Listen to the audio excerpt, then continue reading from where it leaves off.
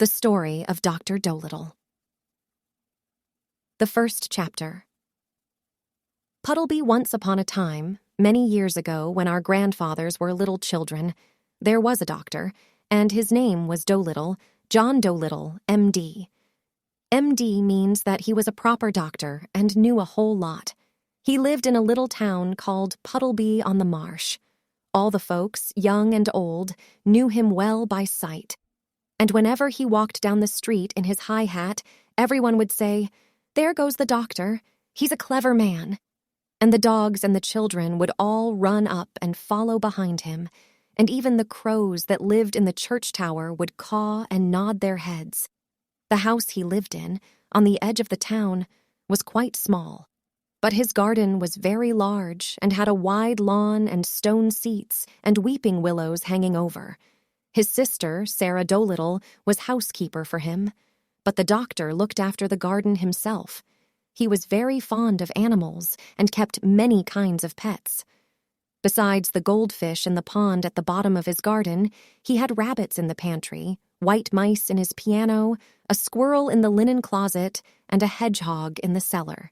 He had a cow with a calf, too, and an old lame horse 25 years of age, and chickens and pigeons and 2 lambs and many other animals.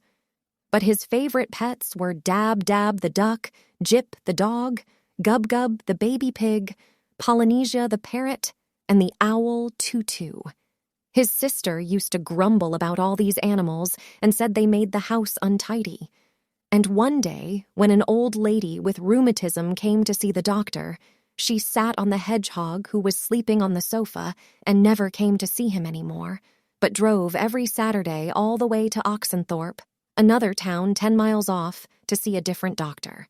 Then his sister, Sarah Dolittle, came to him and said, "John, how can you expect sick people to come and see you when you keep all these animals in the house?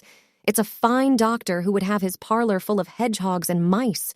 That's the 4th personage these animals have driven away. Squire Jenkins and the parson say they wouldn't come near your house again, no matter how sick they are. We are getting poorer every day. If you go on like this, none of the best people will have you for a doctor." "But I like the animals better than the best people," said the doctor.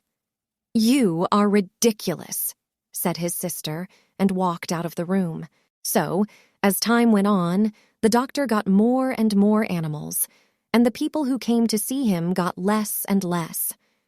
Till at last he had no one left, except the cat's meat man, who didn't mind any kind of animals. But the cat's meat man wasn't very rich, and he only got sick once a year, at Christmas time, when he used to give the doctor 6 pence for a bottle of medicine. 6 pence a year wasn't enough to live on, even in those days, long ago. And if the doctor hadn't had some money saved up in his money box, no one knows what would have happened. And he kept on getting still more pets, and of course it cost a lot to feed them, and the money he had saved up grew littler and littler. Then he sold his piano and let the mice live in a bureau drawer.